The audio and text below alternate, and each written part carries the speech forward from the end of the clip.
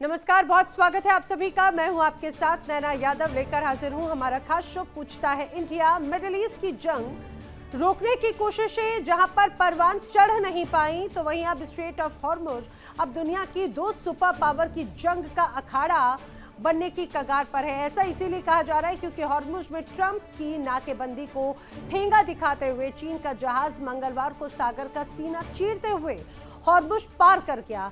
मतलब ट्रंप की नाकेबंदी का कोई असर कम से कम चीन के जहाजों पर तो नजर नहीं आता। चीन ने हॉर्मुज को ब्लॉक करने के अमेरिकी राष्ट्रपति डोनाल्ड ट्रंप के ऐलान के तुरंत बाद ही कह दिया था कि वो इसे नहीं मानेंगे। जाहिर है चीन ने डोनाल्ड ट्रंप के सामने एक नई चुनौती पेश की। अब ऐसे में सवाल ये कि क्या हॉर्मुज को लेकर दो महाशक्तियां टकराएंगी, और जब टकराएंगी तो इसका अंजाम आखिर क्या होगा। इस खबर की एबीसीडी क्या है, हर पहलू आपको बताएंगे पूरी तरह से विस्तार से।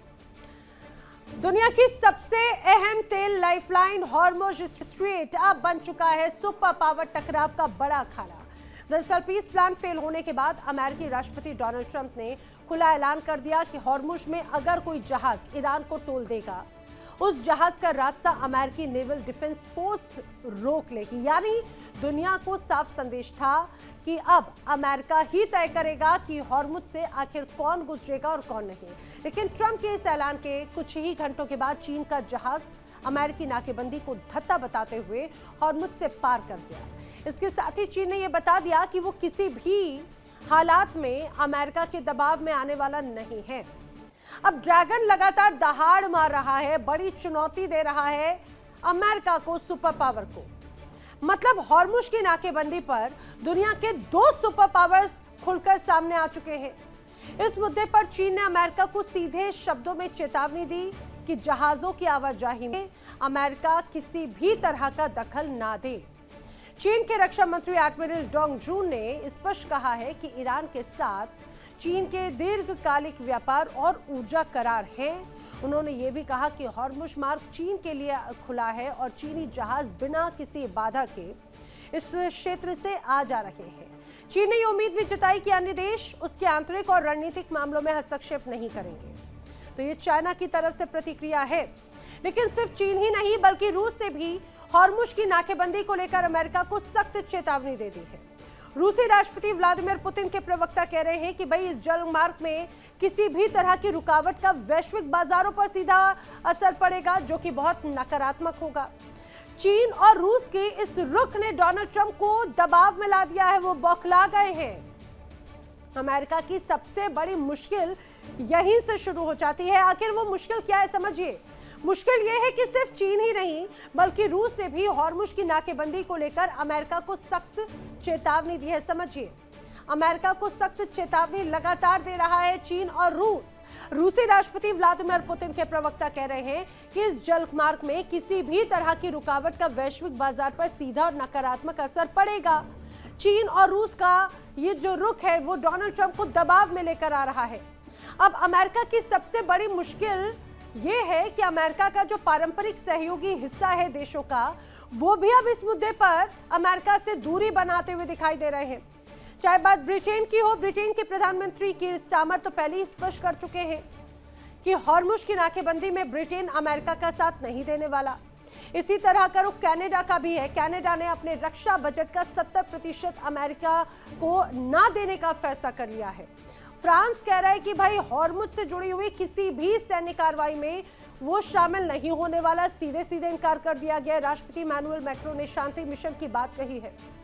इटली की जो प्रधानमंत्री है जॉर्जिया मेलोनी, उन्होंने सैन्य कदमों की बजाय कूटनीति से तनाव कम करने पर जोर दिया। इतना ही नहीं बल्कि उन्होंने तो इजराइल के साथ में अपना जो डील थी उसको भी तोड़ दिया है। एक एक करके वो तमाम देश जो डोनाल्ड ट्रंप के साथी हुआ करते थे, अमेरिका के साथ मजबूती के साथ में खड़े रहते थे, और अब औपचारिक रूप से या फिर परोक्ष रूप से वो पीछे हटते हुए नजर आ रहे हैं। और ये चिंता डोनाल्ड ट्रंप को है, अलग थलग पड़ चुके हैं।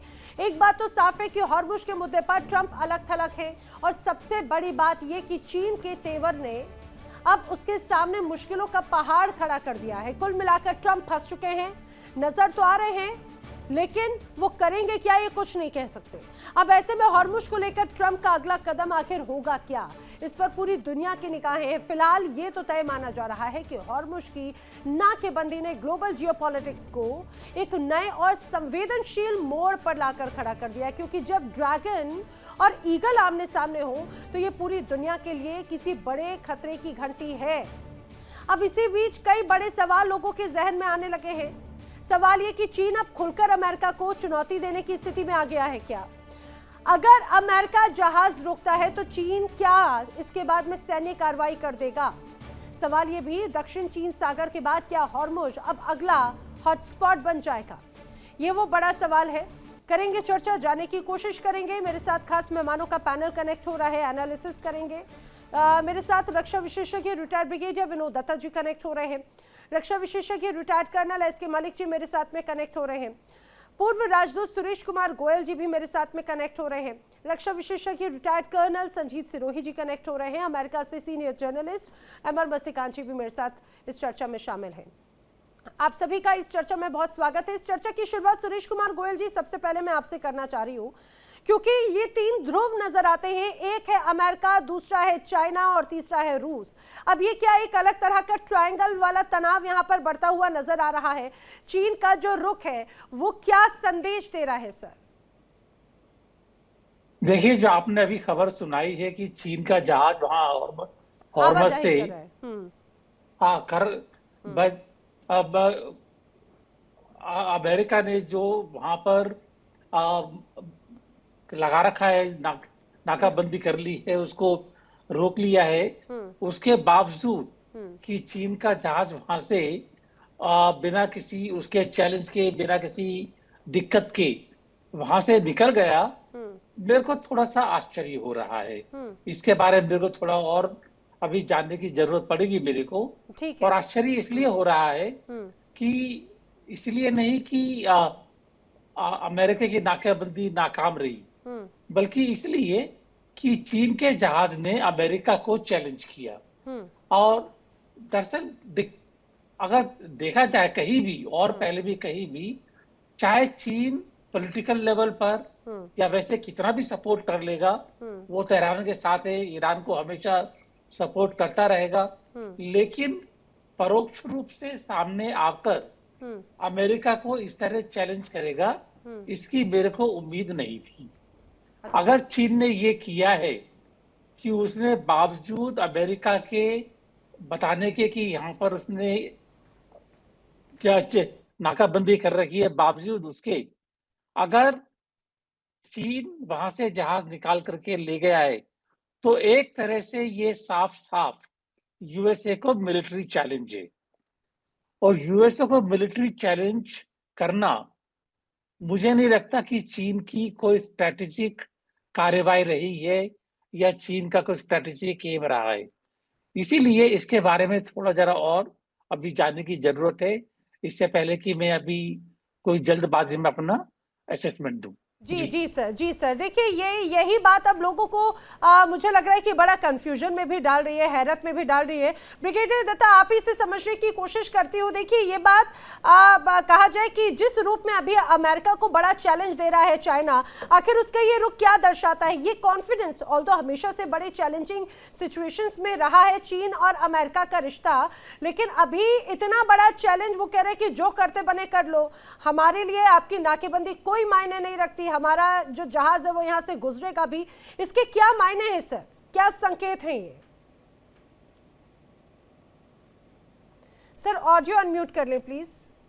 हाँ, इसके तीन पहलू हैं, क्योंकि पहली बात तो देखिए, अगर ये जो ब्लॉकेज है ये आज करीब 45-46 दिन हो गए हैं, अगर इतना लंबा चलेगा तो पूरी विश्व में जो तवानाई की प्रॉब्लम है, जो एनर्जी क्राइसिस है, वो कंपाउंड होती जा रही है दिन पे दिन। चीन का अधिकांश जो तेल आता है वो ईरान से आता है, तो उसकी जो इकोनॉमी है उस पर भी फर्क पड़ रहा है। तीसरी चीज जो है वो अमेरिका को भी एक संदेश है कि साहब देखिए, हम ईरान के साथ हैं, और अगर आपने कोई इस तरह का मिस एडवेंचर हमारे साथ किया तो इसके जो परिणाम है वो बड़े खतरनाक होंगे। और ईरान के लिए ये काफी हौसला अफजाई वाली बात है, क्योंकि आप देखिए, देशों ने काफी दिनों तक इंतजार किया, लेकिन अब जिस तरह से ट्रम्प साहब की जो वो कहते हैं ना कि he has gone totally senile, और जिस तरह से वो डिसीजन ले रहे हैं, जिस तरह से वो पूरी दुनिया को मतलब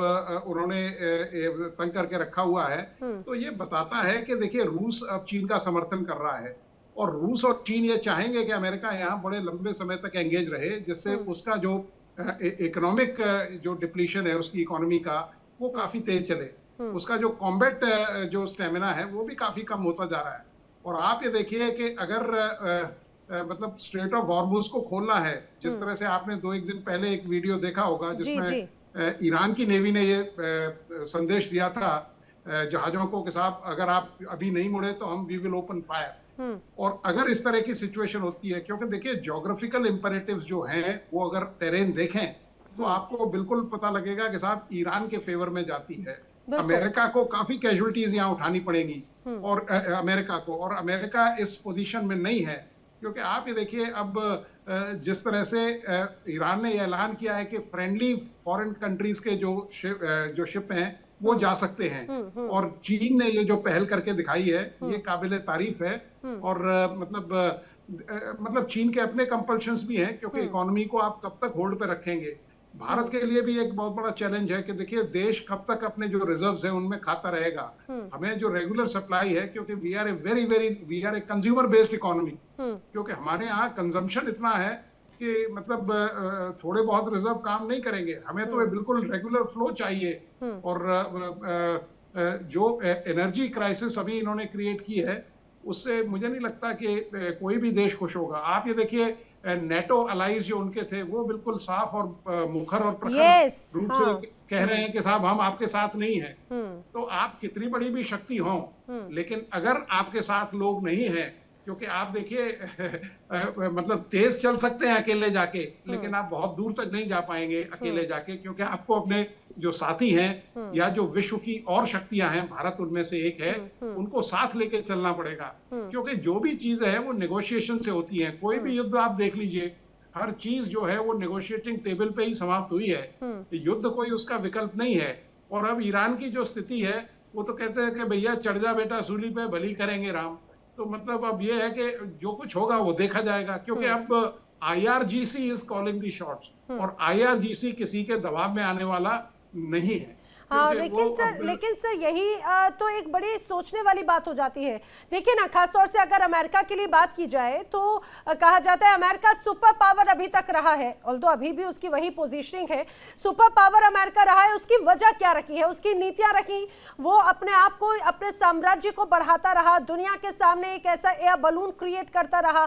हमारे साथ में दुनिया के तमाम देश मौजूद हैं, हमारी डील, हमारी अर्थव्यवस्था, हमारी सेना, और ये सारी चीजें धीरे धीरे करके धराशायी हो गई और अब तो आइसोलेटेड भी हो चुके हैं। लेकिन संजीत सिरोही जी, ये जो चाइना की जिस तरह से यहाँ से जहाज निकले स्ट्रेट ऑफ हॉर्मुज से, जो कि नाकेबंदी है जहां पे चारों तरफ, ये एक तरह से ब्लॉकेट की टेस्टिंग के तौर पर देखा जा रहा है, और चाइना एक तरह से ये टेस्ट करके ये बताना चाह रहा है कि अमेरिका की ताकत अभी भी उसके सामने फिलहाल यहाँ पर कुछ नजर नहीं आ रही है, नाक के नीचे से हम अपने जहाज लेकर जा चुके हैं, ऐसा है क्या? देखिए नैना जी, जैसा ब्रिगेडियर साहब ने बताया है उसको मैं बड़े ध्यान से सुन रहा था जी। चाइना ने ये कहकर दिखा दिया है कि जो ऐसा नहीं है कि डोनाल्ड ट्रंप साहब जो है पूरे दुनिया के शहंशाह हैं और जो वो चाहेंगे वो कर लेंगे।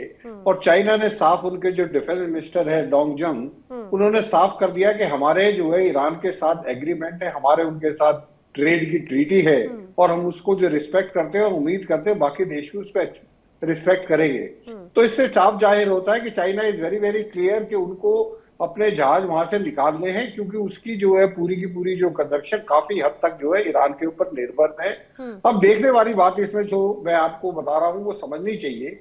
15 शिप्स जो है अमेरिका के वहां पे है, जिसमें उनका एयरक्राफ्ट कैरियर भी है। एक शिप आता है जो कि जिसका नाम है रिच टेरी, जो कि ब्लैक लिस्टेड है, सैंक्शनड है। अच्छा। उसका जो मालिक है वो, उसके ऊपर भी सैंक्शन लगी हुई है। जो वो कंपनी है शंघाई की, उसके ऊपर भी सैंक्शन लगी है। वो आता है, आने के बाद वो आगे बढ़ता है, उसके बाद वो देखता है कि ब्लॉकेड है, उसके बाद वो पीछे जाता है, फिर एक जहाज आगे आता है, वो भी पीछे जाता है। अमेरिकन अपने स्क्रीन पे देखते हैं कि हमारा ब्लॉकेड जो बिल्कुल सही चल रहा है। उसके बाद क्या होता है, ये रिच टेरी जो हवाई जहाज है ये अपना जो है चलना शुरू होता है और ये ब्रॉडकास्ट करता है। नैना जी, इस चीज को ध्यान रखना है कि चाइनीज को छुपे के नहीं आए हैं। चाइनीज ने ब्रॉडकास्ट किया है कि ये हमारा जहाज है, इसके अंदर चाइनीज क्रू है, हम निकल रहे हैं, और वो निकल के वहां से जो चले गए।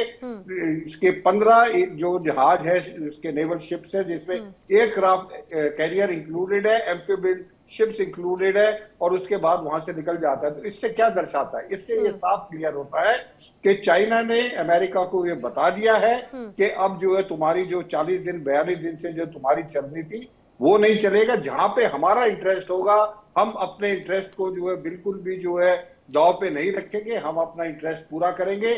रशिया के फॉरेन मिनिस्टर साहब ऑलरेडी चाइना में बैठे हुए हैं, यूएई के जो क्राउन प्रिंस है वो भी वहां पहुंचे हुए हैं, और चाइना अब जो है लाइट में आ रहा है, और चाइना पूरी कोशिश करेगा कि जो है इसको जो है अपने शिप्स को निकालने के लिए। अब इसमें एक और चीज है, इसमें अमेरिका ये बहाना कर सकता है कि हमने अलाउ किया हुआ कि जो जहाज ऑलरेडी टैंक लोडेड है उनको निकलने दिया जाए, पर ये तो सैंक्शन जहाज है, तो इसको कैसे आप निकलने दे रहे हो? इसका तो मालिक के ऊपर भी सैंक्शन है, जहाज के ऊपर सैंक्शन है।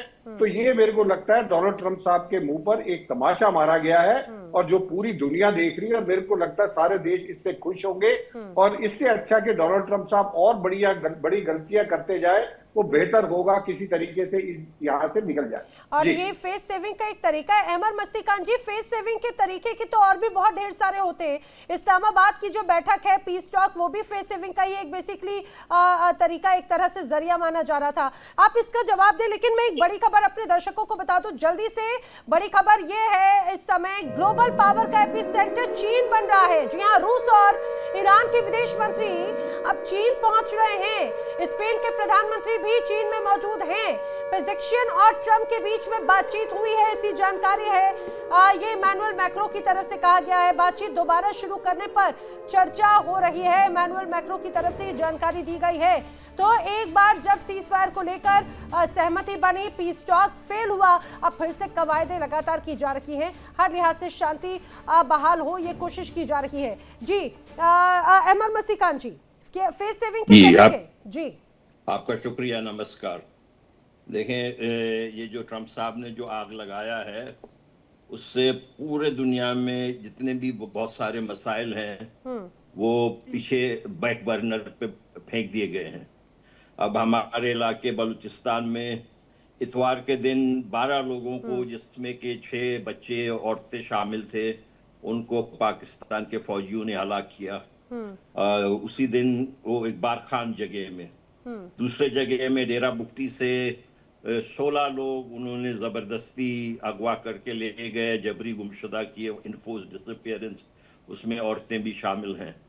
और साथ ही साथ मैं आपको एक खुशखबरी भी दूं कि वहाँ पर जो बलोच लिबरेशन आर्मी है, उन्होंने सबसे फर्स्ट टाइम मैरीटाइम अटैक किया है। उन्होंने पाकिस्तान के कोस्ट गार्ड पे हमला किया है, और पाकिस्तान के 3 कोस्ट गार्ड जो है मारे गए हैं।